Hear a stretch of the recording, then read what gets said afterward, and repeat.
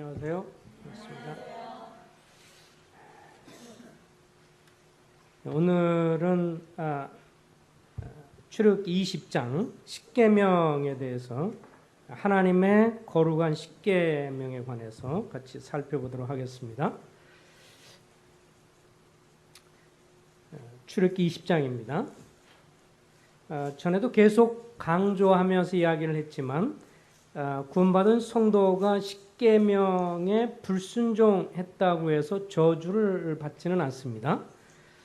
왜냐하면 성도는 이제 예수 그리스도와 연합해서 로마서 7장에서 말해주는 것처럼 우리가 율법에 대해서 죽었기 때문에 율법에서 자유한 자라고 말을 해주고 있습니다. 그러니까 10계명이 율법으로서 구약시대 사람들 보면 안식일 같은 경우를 준수하지 않았을 경우에 아주 엄한 처벌을 받았습니다. 그런 측면에서 그 율법으로서 잘 지키면 복을 받고 그러지 못하면 저주가 임하는 그런 율법으로서의 엄청난 그런 이 형벌로서 그런 의미에서의 그 우리가 율법 아래 있는 자들은 아니고 그렇지만 10계명은 하나님의 도덕법이기 때문에 하나님의 도덕법은 구약시대나 지금이나 변함이 없다고 말씀을 드렸습니다. 예식법이라든지 또 음식법이라든지 민법이라든지 이런 면에서는 다 그런 것으로는 다 폐지가 됐지만 하나님의 도덕법인 10계명은 신약성경에도 계속해서 반복돼서 나온다고 말씀을 드렸습니다. 10계명이 이제 크게 10가지가 있는데 우리 출애굽기 34장을 한번 잠깐 보겠습니다. 출애굽기 34장에 보면 34장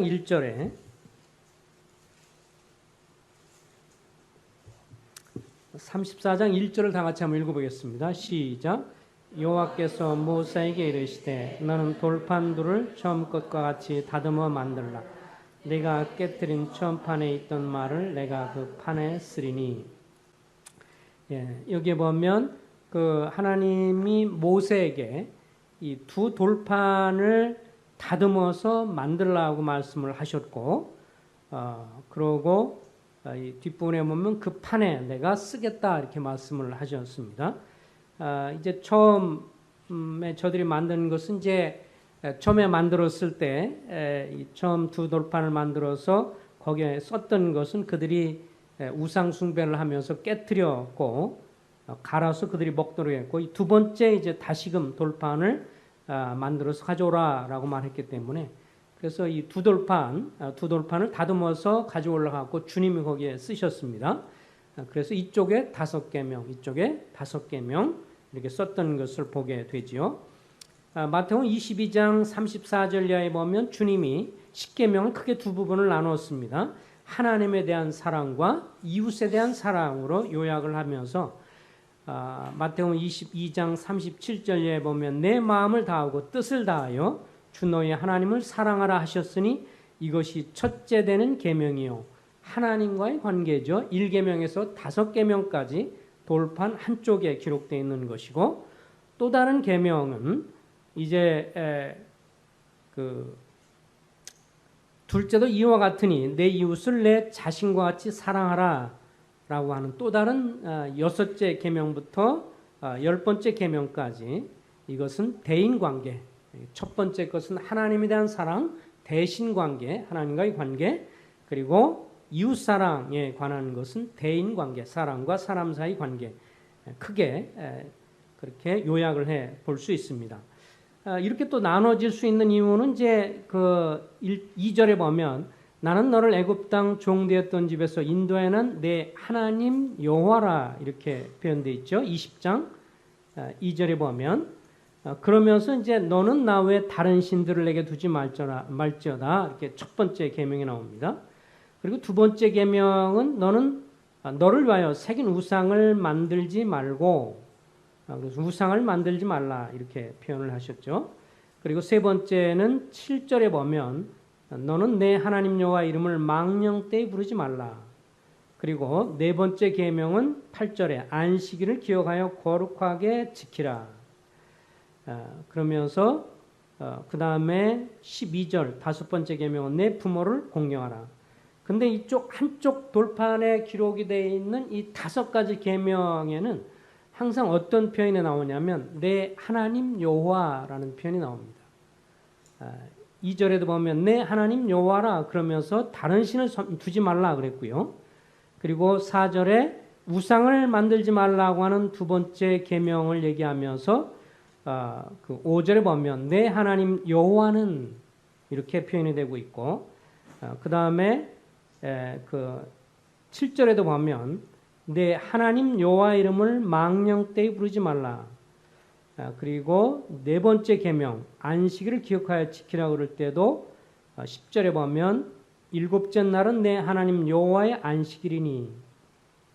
그리고 12절 다섯 번째 계명 내 부모를 공경하라 그러면서 내 하나님 여호와가 내게 준 땅에서 내 생명이 길리라. 그래서 하나님 여호와 이 원래 히브리어에서는 이제 여호와 혹은 야훼라고 읽는다고 말씀드렸죠. 야훼 그 다음에 야훼가 나오게 되고 그 다음에 엘로힘 나옵니다. 그래서 엘로힘은 이제 하나님이에요. 야훼는 주. 우리 성경에는 이제 여호와라고 되어 있지만 주 하나님, 주 하나님. 그래서 하나님과 관계된 계명을 언급할 때는 이제 다 그 주 하나님이라는 표현이 들어가 있습니다. 그리고 대인 관계를 얘기할 때는 이제 13절부터 살인하지 말라, 간음하지 말라, 도둑질하지 말라 이렇게 표현이 되는 것을 봅니다.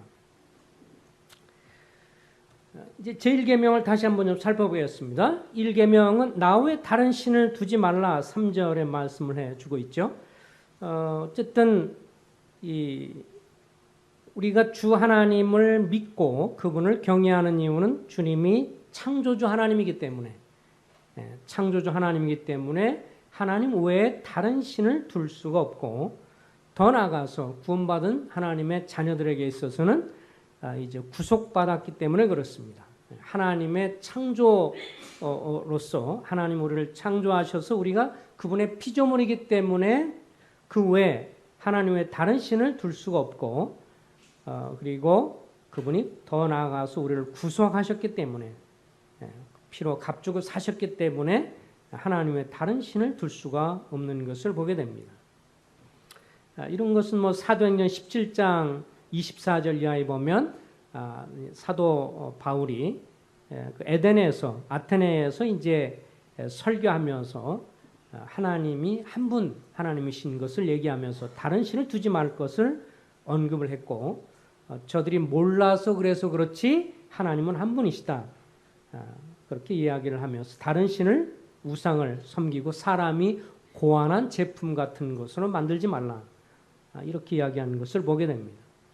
로마서 1장 25절 이하에도 보면 여러 각종 우상들을 하나님을 떠난 인생들이 만들기 시작했지만 그렇게 하지 말 것을 얘기해 주고 있습니다.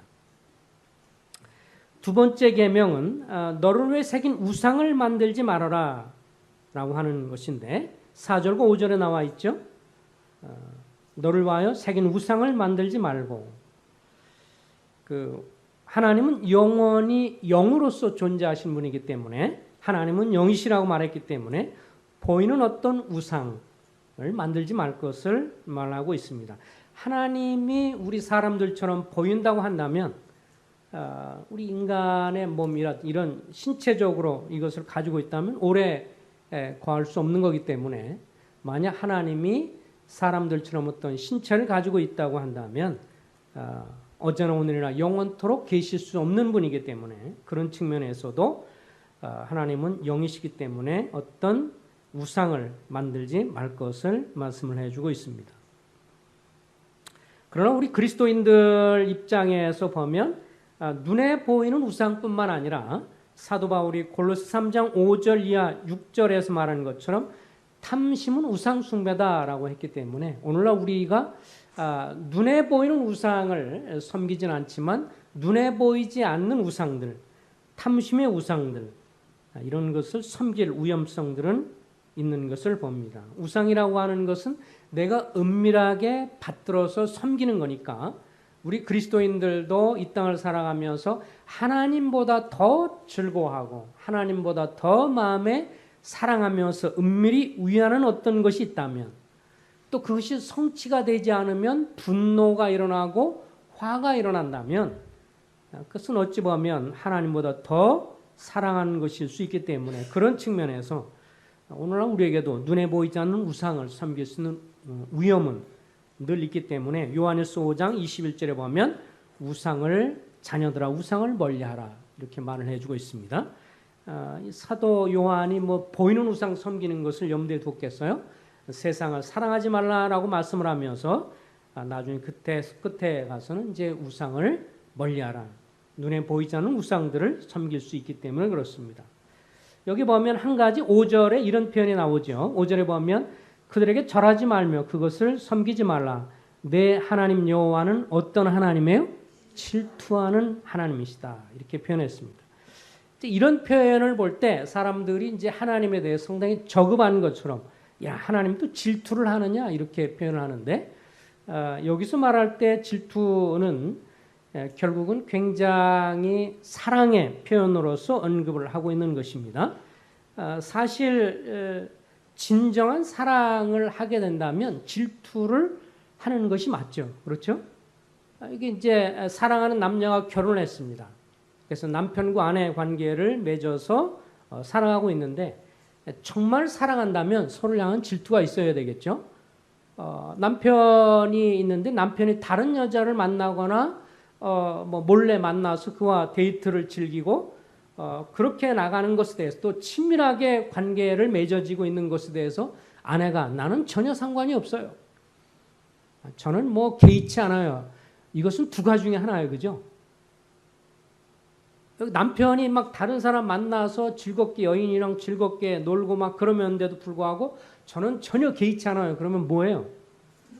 예?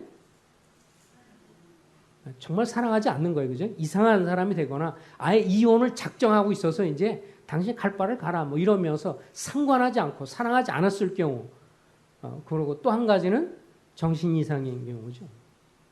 정말 사랑한다면 자기가 사랑하는 배우자가 다른 사람, 자기 아닌 다른 사람에 대해서 마음을 두고 그를 사랑한 것에 대해서 질투를 하는 것은 지극히 정상이고, 참사랑은 그래서 배타적인 특성이 있죠. 진정한 사랑은 부부간에만 은밀하고 또 둘 사이에 마음을 나누고 어느 다른 사람과 나누지 못하는 마음의 사랑과 또 공감과 또 헌신과 이런 것이 있기 때문에, 진정한 사랑은 질투를 갖고 있는 것이 정상입니다. 그런 측면에서 하나님이 우리를 창조하셨고 우리를 만드셨고 우리를 핏값으로 사셨기 때문에, 성도들이 다른 어느 곳에 마음이 빼앗기는 것에 대해서 우상이라는 것, 탐심, 그리고 세상, 그 어떤 것에 마음이 빼앗기는 것에 대해서 주님이 질투하시는 것은 지극히 정상인 것을 보게 됩니다. 그래서 여기 보면 이런 표현도 해주셨죠. 나를 미워하는 자의 죄를 갚되 아버지로부터 아들에게 3, 4대까지는 하나님께서 질투를 하셔서 죄를 갚으시지만, 6절에 보면 나를 사랑하고 내 계명을 지키는 자에게는 1000대까지 은혜를 주신다 그랬어요. 그러니까 그만큼 사랑을 더 표현해 주시겠다고 하는 말씀입니다. 하나님은 질투하시는 하나님이십니다. 사랑하기 때문에. 그 다음에 제3계명을 보면 7절에 너는 내 하나님 여호와의 이름을 망령되이 부르지 말라. 여호와는 그의 이름을 망령되게 부르는 자들을 죄 없다 하지 아니하리라.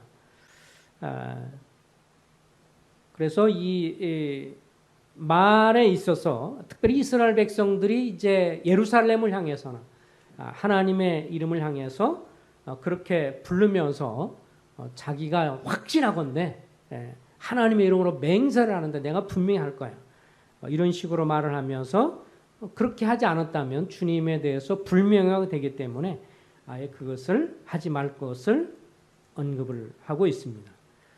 그래서 나중에 시간이 지나면서는 경건한 유대인들이 이제 오히려 하나님의 이름을 부르지 않겠다라고 해서 오히려 성경에 나와 있는 이제 하나님의 이름까지도 부르지 않는 그런 이제 문제까지 나와 있지만, 여기서 강조하는 것은 자기 어떤 결단, 내가 뭔가를 결단했다, 내가 한 말에 대해서 책임을 지겠다라고 하면서 맹세를 하고 하나님의 이름을 일컬어서 맹세를 하는 이런 것들에 대해서 하지 말 것을 말을 하고 있습니다. 좀 더 말한다면 과장된 언어 사용, 내가 확신한다, 내가 분명히 단정적으로 말한다. 장으로 어떻게? 뭐를 지져요? 손으로 뭐 장을 지지나? 장으로 손을 지지나? 갑자기 헷갈리네. 뭐 그런 식으로 표현하면서 과장되게 표현하는 것, 이런 거 하지 말 것을 말하고 있습니다. 오히려 진실한 말을 하고 경우에 합당한 말을 해라. 그 다음에 주님의 이름을 함부로 부르서는 안 되지기 때문에, 그래서 이 미국이나 이런 서양의, 특별히 미국, 이 지저스 크라이스트라는 말이 주님이 좋은 말이잖아요, 그죠? 뭐 문영도 잘 알겠지만, 근데 이 잘못된 아주 세상적인 이런 애들은 지저스 크라이스트가 욕으로 쓰거든요. 미국 애들이 아주 그런 건 못돼 먹은, 그리스도인들은 그렇지 않지만 믿지 않는 세속적인 미국 애들이 이 지저스 크라이스트를 아주 욕으로 써먹는 그런 악한 모습들이 있습니다.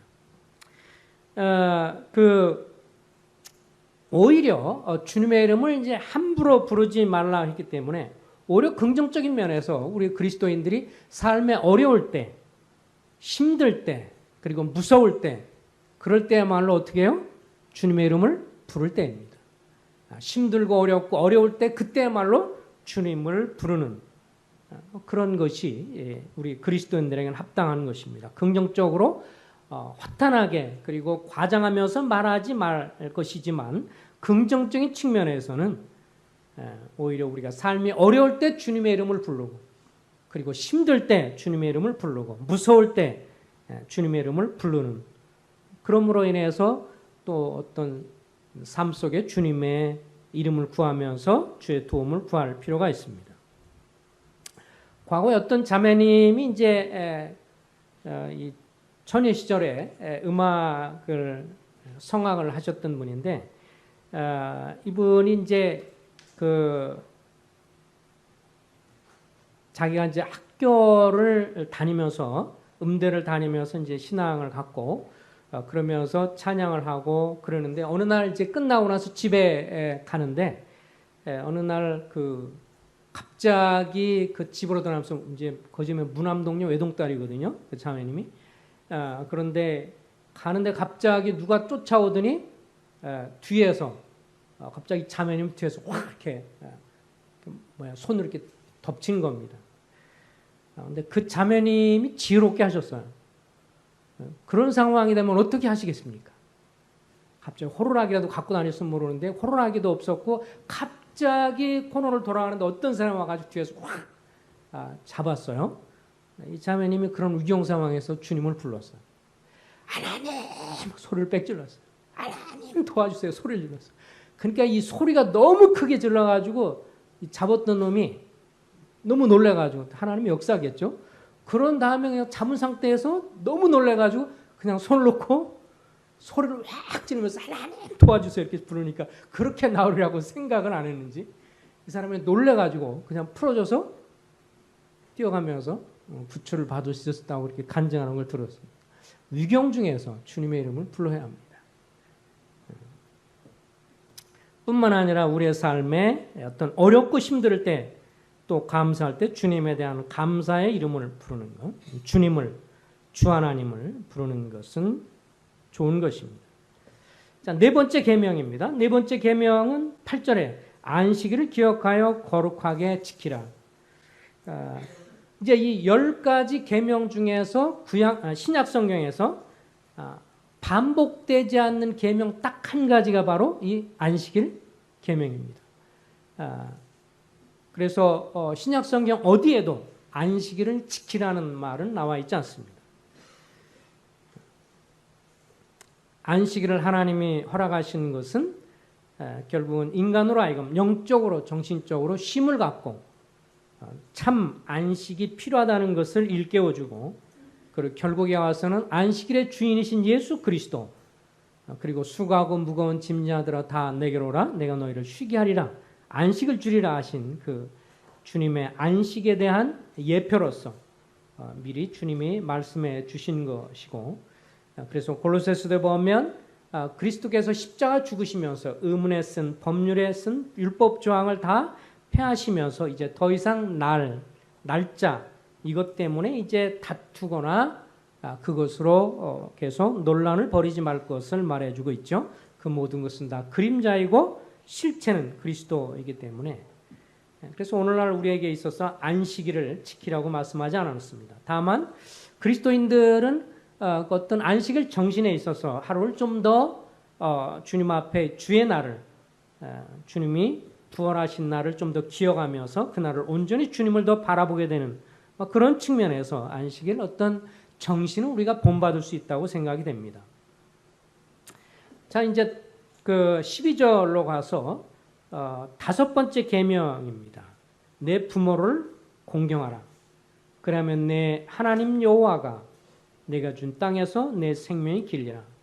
전에도 얘기했지만 이방인들은 주로 이 계명을 대신관계, 대인관계 나눌 때 보통 네 가지까지만 나누고 부모를 얘기하면서 이쪽 다섯 번째부터 이쪽으로 나누는 경향이 있지만 이스라엘 사람들은 그렇지 않는다라고 말씀을 드렸습니다. 부모를 공경하는 것이 곧 하나님을 경외하고 보이는 부모를 공경하는 것이 보이지 않는 부모를 공경하는 지름길이 되기 때문에 부모를 공경할 줄 모르는 사람은 하나님을 경외할 줄 모르기 때문에 그런 측면에서 이스라엘 사람도 그렇게 가르치고 있고 오늘 여기 말씀에도 보면 내 부모를 공경하라. 그리하면 내 하나님 여호와가 내게 준 땅에서 내 생명이 길리라. 하나님 입장에서 보면 이 세상에서 인간 사람들을 향한 하나님의 사랑을 가장 잘 대변해 주는 관계 그것은 부모와 자식 간에 있어서 부모가 자식을 향한 관계인 것을 우리는 잘 알고 있습니다. 부부 간에도 서로 사랑이 있지만 그러나 무촌이면서 서로 관계지만 등 돌리면 남이에요. 그죠? 요새 뉴스에 며칠 동안만 해도 같은 송씨라서 별로 좀 달갑지 않은 그런 세기의 결혼식 그래서 송송 커플 그랬는데 1년 9개월 만인가 벌써 이혼해가지고 그러고도 서로 각자 알아서 잘 그전에는 얼마나 죽고 못 살 것처럼 그러더니 참 그런 것을 보면 참 씁쓸하죠. 어쨌든 그래서 부부관계는 잘 관계를 보여주지만 그러나 인생들을 향한 관계 속에서는 부모가 자식을 향한 관계를 하나님이 인간을 향한 사랑의 관계를 1000분의 1이라도 만분의 1이라도 보여줄 수 있는 거기 때문에 그런 측면에서 하나님은 이 부모의 관계, 부모와 자식 간의 관계에 있어서 자식이 부모를 공경할 것, 공경한다는 것은 존경한다는 것인데 그것을 강조를 해주고 있습니다. 또 자식이 부모님의 어떤 산고, 특별히 어머니의 산고, 고통, 사랑, 헌신을 통해서 출생하고 성장했기 때문에 그런 측면에서도 부모를 공경할 것을 말씀해 주면서 약속 있는 계명이죠. 잘되고 범사에 잘되고 장수하리라고 하는 약속 있는 계명이기 때문에 그런 측면에서 이 부모를 공경할 것을 다섯 번째로 하나님과의 관계 연관되는데 언급이 되고 있는 것을 봅니다. 이제 대인관계 중에서 하나 제6계명 13절입니다. 13절에 보면 살인하지 말라. 또 다른 말로 하면 사람의 생명을 존중하라. 왜 사람의 생명을 존중해요? 하나님의 형상으로 지음받았기 때문에. 이것은 믿지 않는 사람도 마찬가지입니다. 하나님의 형상대로 지음받았기 때문에 왜 사람을 존중할까요? 존중해야 할까요? 인간은 그저 이 무신론 그리고 공산주의 이론이라든지 또 진화론 이런 것들이 다 하나님을 대적하는 큰 이론 중에 한 가지인데 무신론 같은데 더 나아가서 공산주의 같은 경우도 그렇죠? 공산주의 같은 경우도 보면 사람을 유물론으로 보니까 사람을 돼지를 10명 죽이나 돼지를 10마리 죽이나 사람 10을 죽이나 같은 물건을 죽이는 거라고 생각하는 유물론주의 공산주의가 그래서 하나님의 이 생명 존중 사상을 멸시하고 무시하고 진화론 같은 경우도 결국 그냥 조그만 미생물로부터 시작을 해서 진화됐다고 했기 때문에 그런 것들은 하나님을 대적하는 이론들인 것을 봅니다. 그러나 성경은 하나님의 형상대로 우리가 지음받았기 때문에 생명이 존중하다. 그러나 또 요한일서 3장 15절에 보면 성경은 형제를 미워하는 자마다 살인하는 자니 살인하는 자마다 영생이 그 속에 거하지 아니하는 것을 너희가 아는 바라. 미워하는 것도 곧 살인하는 것이라고까지 말하면서 미워하지 말 것을 말씀하고 있습니다. 제7계명은 14절입니다. 간음하지 말라. 이것은 하나님이 세운 결혼제도를 존중하라라는 것이죠. 하나님이 세운 결혼제도를 존중하는 것, 하나님의 세우신 결혼제도 가운데 성생활, 부부생활은 아름답고 귀한 것이라고 말을 했지만 그 결혼 이후에 어떤 관계도 그것은 죄라고 성경은 말씀을 하고 있습니다. 그래서 간음하지 말 것, 하나님이 세운 결혼제도를 존중할 것을 말씀하고 있습니다. 제8계명입니다. 15절 도둑질하지 말라.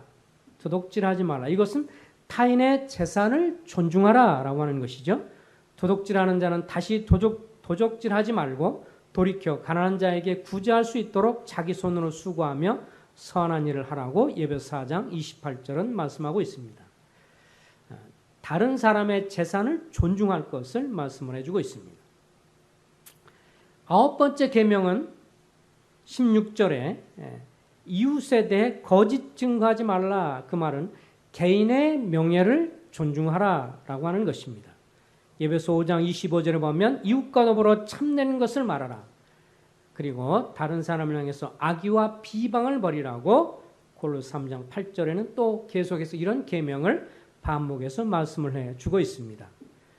그래서 우리 개인이 주님의 형상대로 지음받은 존중한 자이기 때문에 우리의 재산도 또 우리 자신도 뿐만 아니라 개인의 명예도 존중을 해야 하기 때문에 다른 사람을 향해서 또 다른 성도를 향해서 거짓을 말하거나 악이나 비방, 험담 이것을 행하는 것은 주님의 9번째 계명, 이웃에 대한 거짓 증거하지 말라라고 하는 하나님의 계명을 범하는 것이 됩니다. 자, 10번째 계명은 내 이웃 것을 탐내지 말라. 17절이죠. 내 이웃 것을, 이웃의 집을 탐내지 말라. 주님도 누가복음 12장 15절에서 모든 탐심을 물리치라라고 했습니다. 에베소 5장 3절에 보면 음행과 온갖 더러운 것과 탐욕은 너희 중에서 그 이름조차도 부르지 말라. 이는 성도에게 마땅한 바니라. 그래서 우리가 이렇게 그냥 대략적으로 살펴본 대로 10계명 중에서 다시 신약 성경에 반복되지 않는 계명은 뭐라고요? 네 번째 계명 뭐예요?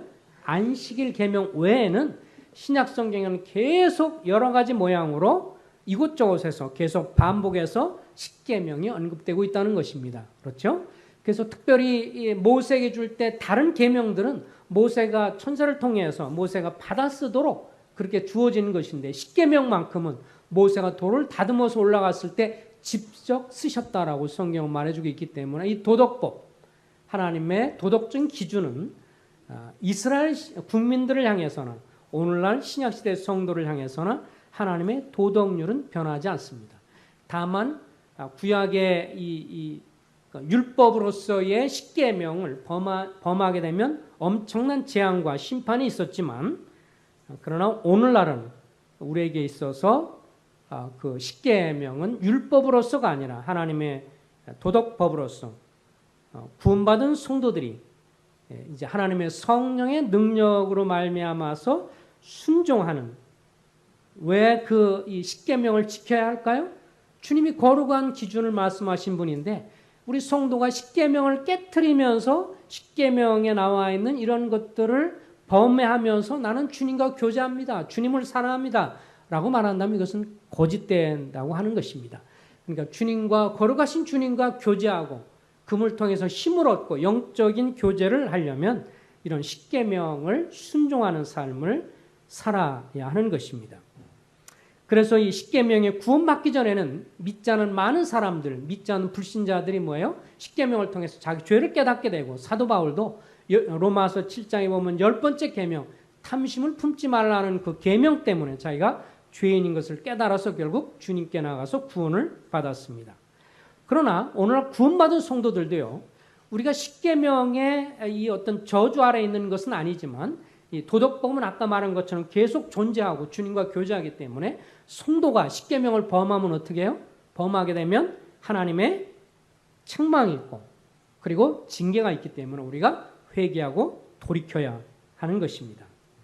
이 십계명의 이런 계명을 보면서 우리 그리스도인들이 성령을 통해서 그리스도 안에 살아가면서 순종하는 삶을 살아가게 되는 것인데 이렇게 요약을 해 볼 수가 있겠지요. 우리가 이 십계명에 대한 것을 순종하게 되면 순종함으로 뭐예요?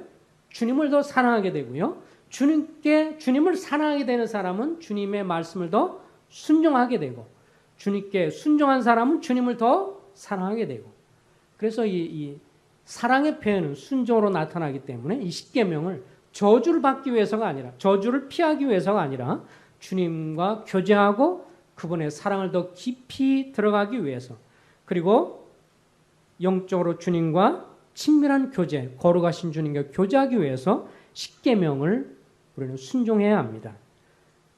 그래서 순종을 통해서 주님을 더 사랑하게 되고 사랑함으로 더 주님께 순종하는 그래서 주님과 교제와 그걸 통해서 복을 누리기 위해서 그리스도인들은 십계명을 순종하는 삶을 사는 것이 합당한 것을 보게 되어집니다. 그러다가 우리가 잘못할 때는 십계명이 우리를 정죄해서 우리가 또 회개하고 돌이키게 됩니다. 기도하겠습니다. 거룩하신 하나님의 계명은 시대를 거슬러서 언제나 변함이 없어서 오늘날도 구원받은 하나님의 자녀들이 이제 성령을 통해서 그리스도의 법 안에 그리스도의 사랑의 법 안에 살면서 주님에 대한 사랑으로 그분과 교제하기 위해서 순종해야 할 계명인 것을 고백을 드립니다.